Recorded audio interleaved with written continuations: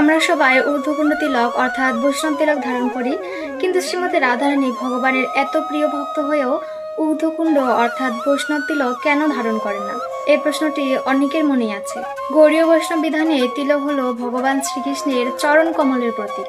ভক্তরা এই তিলক ধারণ করেন এটা প্রকাশ করতে যে তারা ভগবান শ্রীকৃষ্ণের সেবক অর্থাৎ দাস। শ্রীমতী রাধারানী কোনো সাধারণ জীবাত্মা বা ভক্ত নন, তিনি হলেন ভগবান শ্রীকৃষ্ণের আলাদিনী শক্তি, ভগবান শ্রীকৃষ্ণের আনন্দ শক্তি। শ্রীমতী রাধারানী এবং ভগবান শ্রীকৃষ্ণ হচ্ছেন বস্তুত এক ও অভিন্ন, শুধু লীলারস আস্বাদনের জন্য দুটি রূপে প্রকাশিত। তাই তার আলাদা করে কৃষ্ণদাস বোঝাতে বাহ্যিক তিলক ধারণ করার কোনো প্রয়োজন পড়ে না। শ্রীমতী রাধারানীর মস্তক ও সীমান্ত ভাগে সর্বদা শ্রীকৃষ্ণের চরণ রেণু বিরাজমান। সবচেয়ে পবিত্র রূপ হলো শ্রীকৃষ্ণের চরণ চিহ্নের পাদপদ্ম ও রজ। সেই রাধারানীর কপালে শ্রীকৃষ্ণের চরণ চিহ্নের পাদপদ্ম ও রজই হলো শ্রীমতী রাধারানীর সর্বশ্রেষ্ঠ তিলক।